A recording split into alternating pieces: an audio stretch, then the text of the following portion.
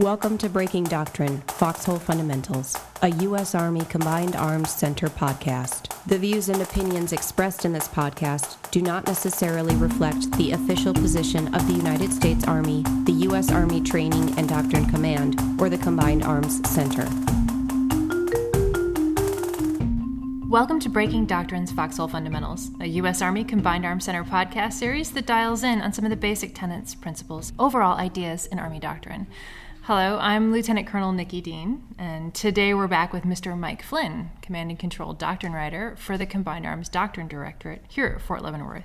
Mike, welcome back to the podcast. Thanks, Nikki. Good to be here again.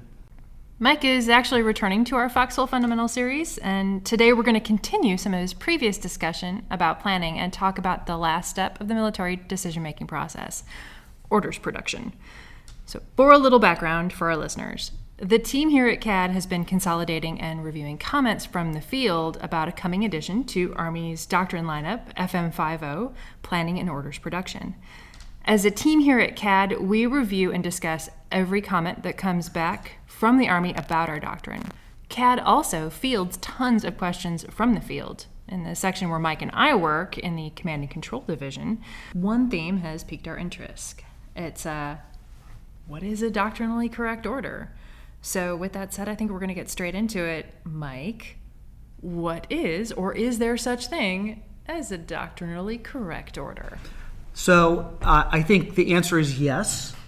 However, there is lots of leeway within the Army's orders, plans and orders format to articulate how they intend to describe how they want to conduct operations. And there's also a lot of leeway in there, based on the situation.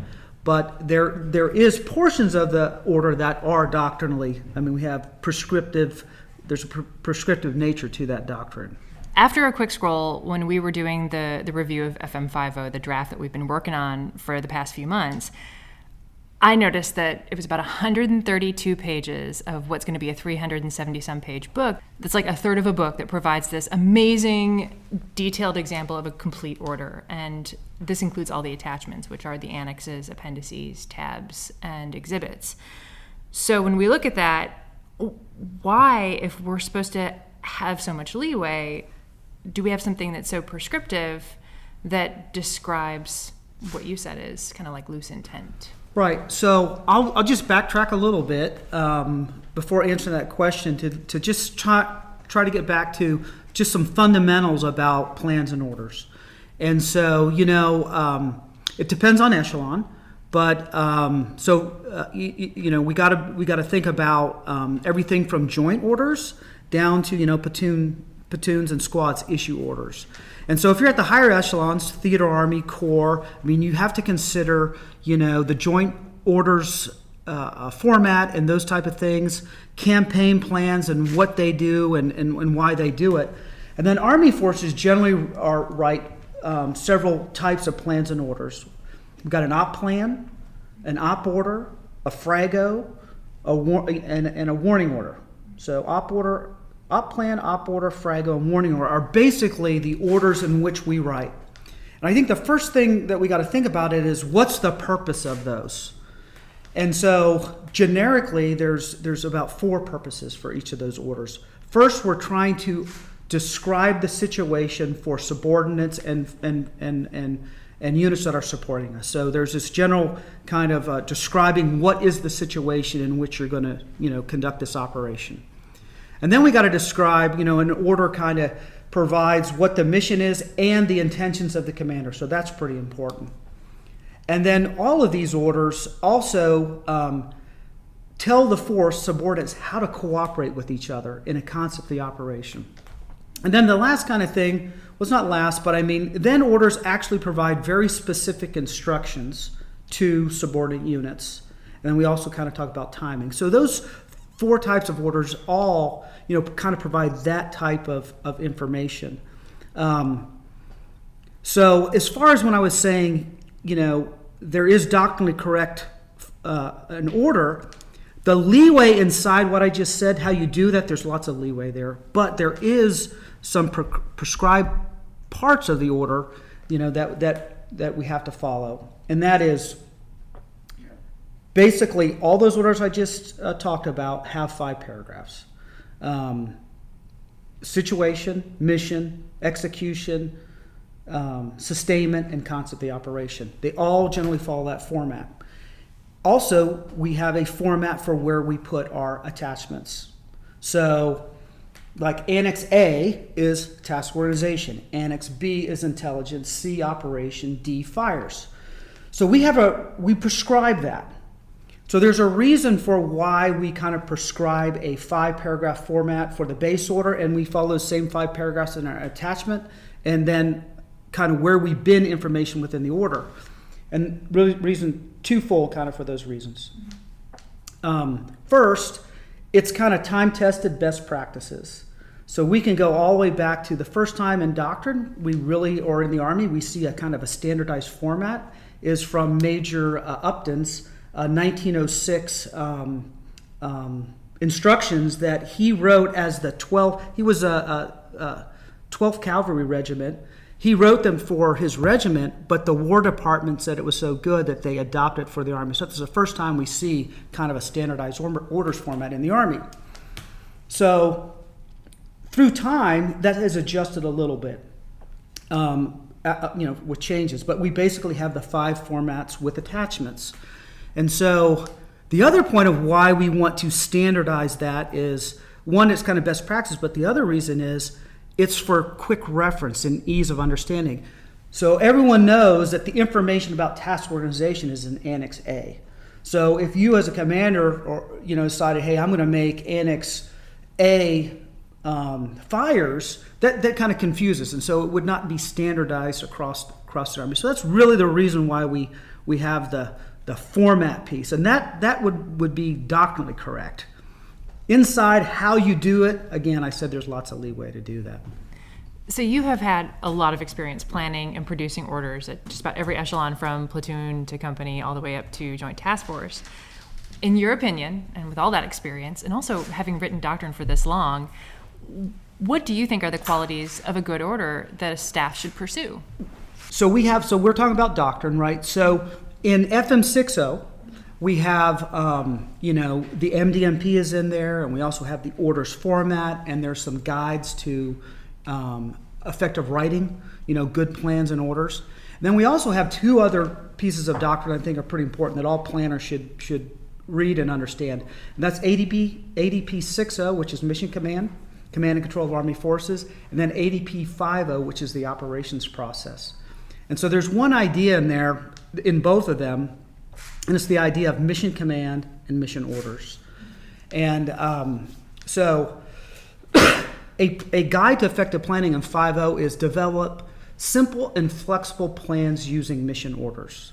And so one of the things that we get a lot of questions is what is a mission order?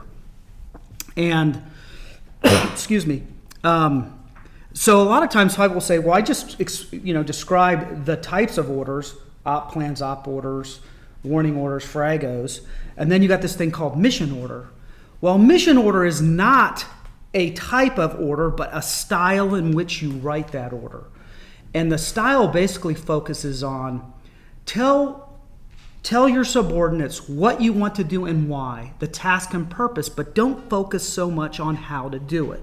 So that's kind of like rule number 1. And so when you're writing, that's very helpful, that you don't have to explain every single detail of an operation. Because, if you're a division, you got brigade commanders and an entire staff that have the ability to think through a lot of things. You don't have to think through all those things for them. So I would say that is a fundamental guide of writing effective orders. So the other thing I think is important is, and we were talking about all these attachments and then the base order. So remember, we have a base order, and that order by itself, along with an overlay, should be able to articulate the essence of the operation. Your attachments, whether they're annexes or appendices to those annexes, that's where the detail is provided. But the base order anyone should be able to read that and get a good understanding of what the situation is and how we're going to conduct this operation and some critical timings. And so I think that's a real important thing to remember is have your base order clear and concise, and then if you need any more details, you can explain it in the attachments.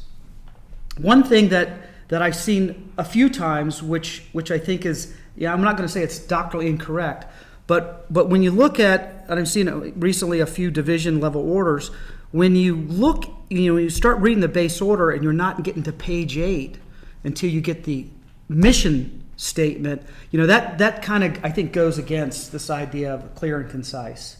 A lot of that information probably in situation can probably go in Appendix B if you need it, or it's just too much. So those are two kind of ideas about writing effective orders.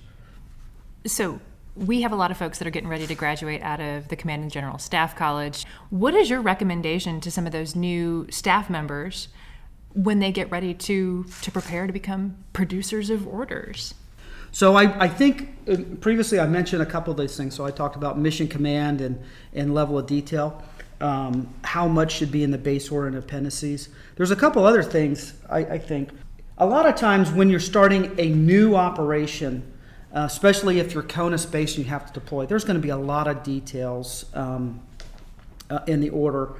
But as we get into operations, we don't have to have all that detail because people are working together and we can start to understand things. But what we don't want to do, I would say, is, we don't need to have a lot of SOP stuff in our orders. So, for example, the unit's packing list doesn't need to be part of the op order, generally, if that's in the unit SOP. So that's a way of cutting things down and getting them a little more concise. And another thing is we got to watch the complexity of how we write our orders. So, for example, if we develop a concept of operation, let's say 4 phases, and each of these phases have 3 subphases, it makes it real difficult to maintain understanding and flow, because in the concept, phase 1 is this, phase 1 alpha, etc., phase 2 bravo. So now when you're writing tasks to subordinate units, you're going to go, hey, 1st Brigade and phase 1 alpha, and you're explaining, et cetera, et cetera, et cetera.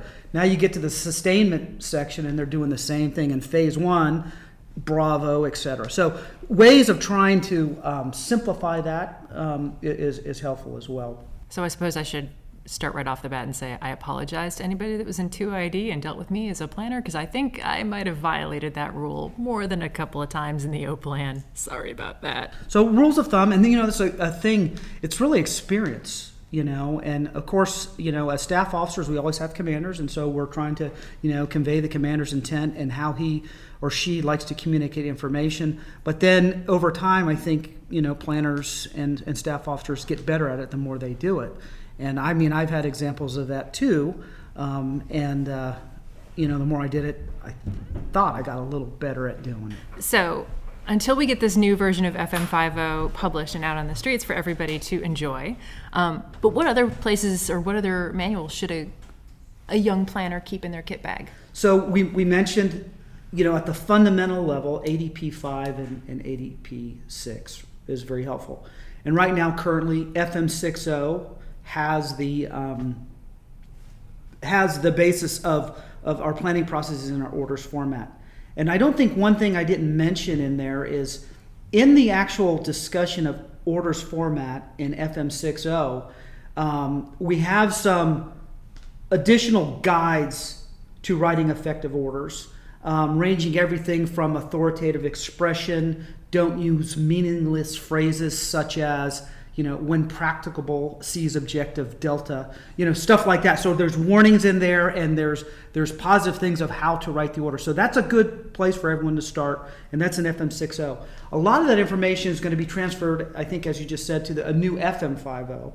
And one of the things that we're changing is we used to have an FM50 back in 2005, but that shifted over time, and now we're bringing back the FM50, which is all going to be all about planning and orders production. So we're trying to bring together all that information about planning in one book.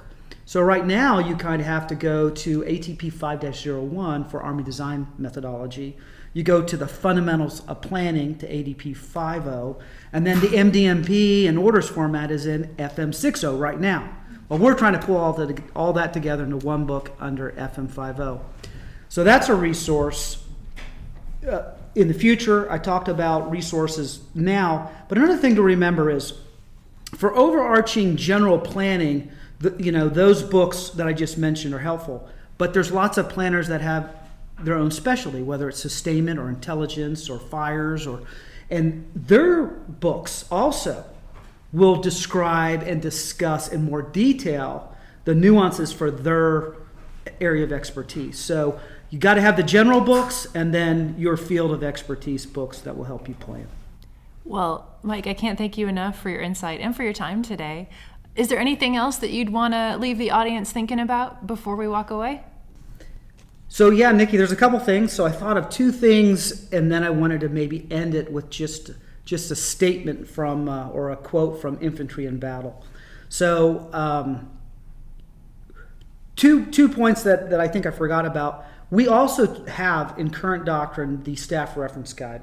So one of the criticisms we heard in CADD for a while was, hey, we got the planning process and we've got the orders format, but we don't have a book that really has a consolidation of various datas like movement rates and distances and frontages for forces, that type of thing, which is essential kind of information for planners. And we didn't have that for some time. And so we about 2 years ago, we published the staff reference guide. So that's a resource. And so I thought I just wanted to bring that up. But I just like all the planners out there to think about this quote from Infantry in Battle. And it was written in 1939. In war, leaders of small units are usually no more than 1 or 2 jumps ahead of physical and mental exhaustion. In addition, they run a never-ending race against time. In such conditions, long, highly involved orders multiply the ever-present chance of misunderstanding, misinterpretation, and plain oversight. So as a planner, think 2 echelons down, and then even think about eventually, platoons and companies that don't have a lot of time to execute things. We'd also like to thank our listeners for joining us today. Foxhole Fundamentals is a special series of our Breaking Doctrine podcast. If you enjoyed today's episode, please hit the subscribe button on your favorite podcast platform to get new episodes of our Breaking Doctrine and Foxhole Fundamentals automatically. You can follow us on Facebook and on Twitter at U.S. Army Doctrine for updates from the Combined Arms Doctrine Directorate on new episodes, as well as our Doctrine Digest videos, audiobooks, and most importantly, new doctrine. Finally, the views and the opinions expressed in this podcast do not necessarily reflect the official position of the United States Army, the U.S. Army Training and Doctrine Command, or the Combined Arms Center. I'm Lieutenant Colonel Nikki Dean, and this has been Breaking Doctrine's Foxhole Fundamentals.